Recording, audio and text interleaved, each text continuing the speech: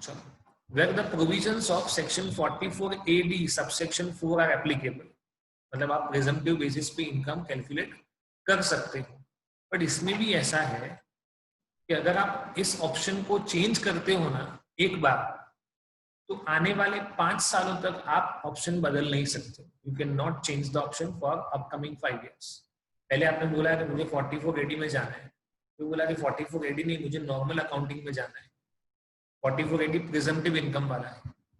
Okay, तो आपने एक साल 44 AD दिखाया या 2 साल 44 AD दिखाया, फिर आपने चेंज कर दिया कि ये नहीं करना है, दूसरे कोई सेक्शन में इनकम टैक्स रिटर्न फाइल करते हैं।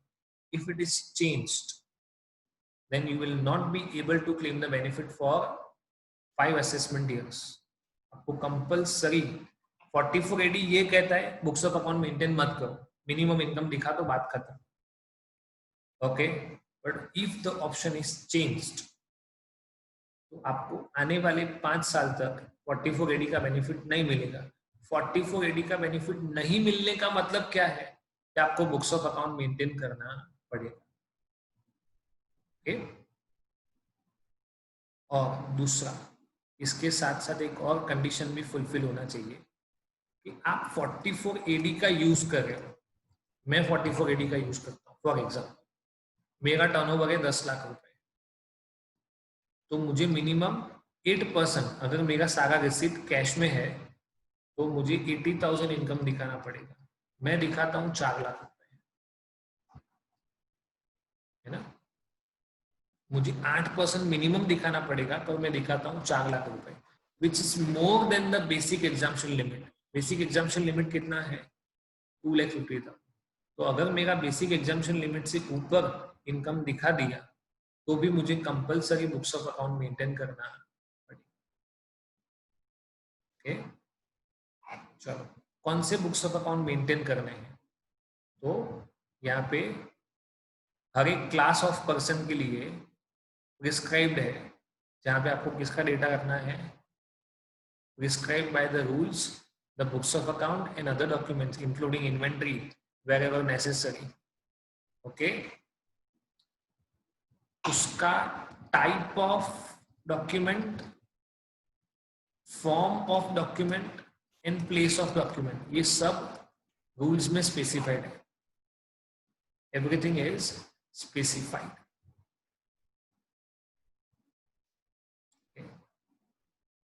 ये प्रिस्क्राइब क्लास ऑफ पर्सन से हमने ऑलरेडी देख लिया है, प्रोफेशनल लोग हैं, उनको भी गवर्नमेंट ने थोड़ा सा रिलीफ दिया है। अगर उनकी ग्रॉस रिसीट्स पिछले 3 साल की एवरेज है ना 1.5 लाख से बढ़ जाए, या तो नया सेटअप है और उनका 1.5 लाख से ज्यादा रिसीट, किसी भी प्रोफेशन में इतना हो ही जाता है।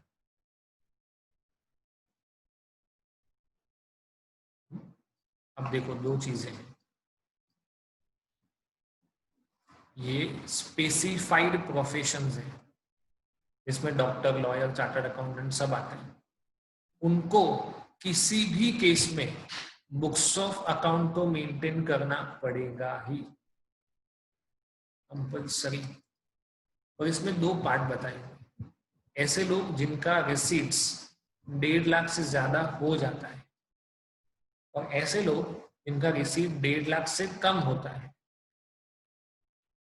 ओके, तो इनके लिए books of accounts specified list दिया हुआ है कि आपको ये लिस्ट मेंटेन करना है, ये वाला जर्नल लेजर, ये वो सब बताया हुआ है।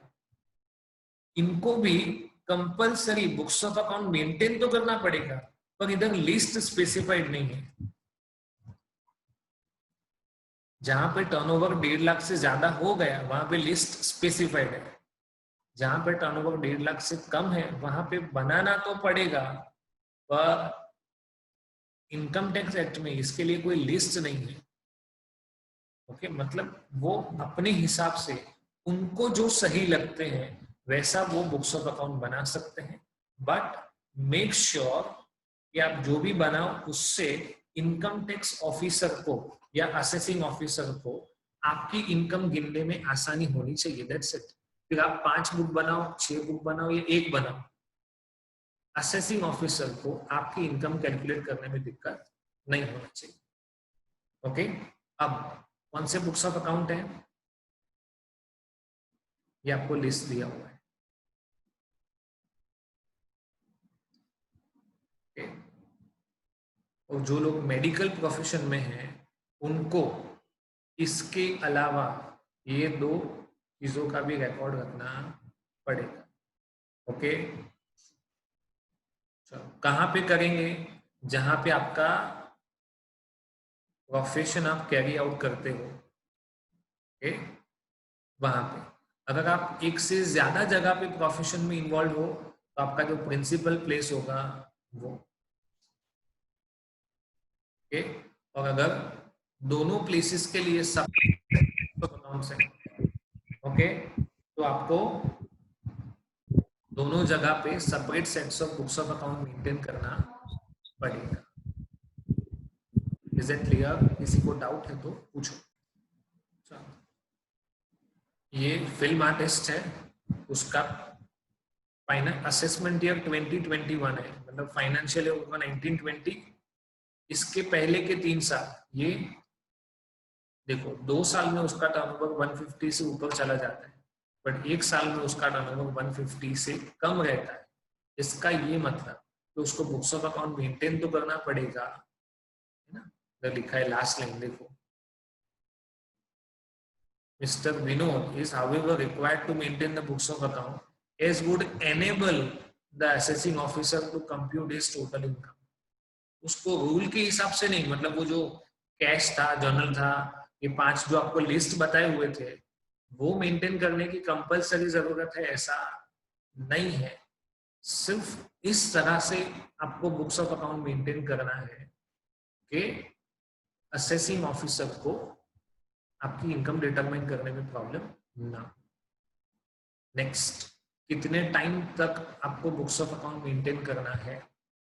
Okay, minimum 6 years from the end of relevant assessment year. Please be careful, आपका फाइनेंशियल ईयर 1920 है, असेसमेंट ईयर 2021 होगा, यहां से लेके मिनिमम 6 साल कितना होगा?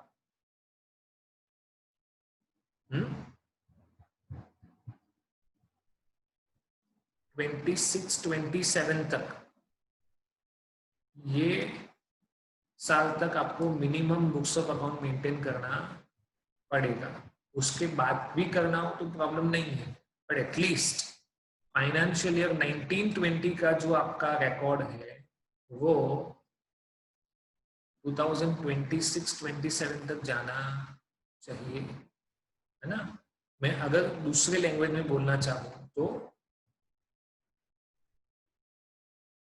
ऐसा बोल सकते हैं कि 7 years from the financial year, है ना। ये फाइनेंशियल ईयर एंड होने के 7 साल तक। Section 44AB audit of accounts, कौन से केस में आपको कंपलसरी ऑडिट?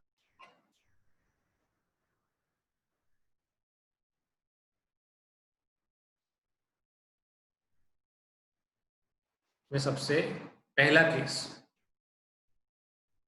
अगर आपका टर्नओवर एक्सीड करता है 100 लाख से इन एनी प्रीवियस ईयर, है ना। फाइनेंशियल ईयर 1920 का आपका टर्नओवर 1 करोड़ से ज्यादा हो गया, 1 करोड़ होगा तो नहीं, 1 करोड़ से ज्यादा होगा तो आपको चार्टर्ड अकाउंटेंट के पास से ऑडिट करवाना पड़ेगा। ये है ट्रेडर और मैन्युफैक्चरर के लिए, ओके, 100 लाख का लिमिट। अगर वही चीज प्रोफेशन के रिलेशन में देखना हो तो किसी भी प्रोफेशनल पर्सन का टर्नओवर अगर 50 लाख से ज्यादा हो गया तो उसको भी ऑडिट करवाना पड़ेगा।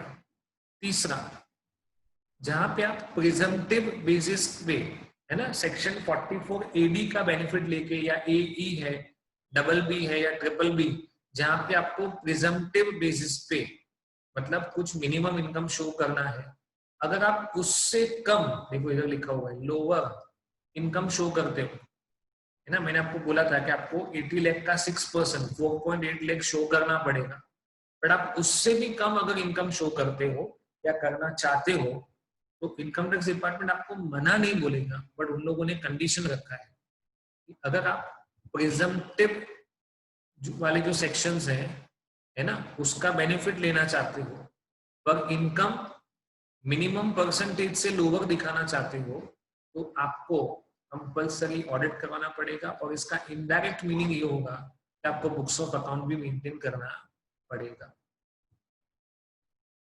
ओके, ये था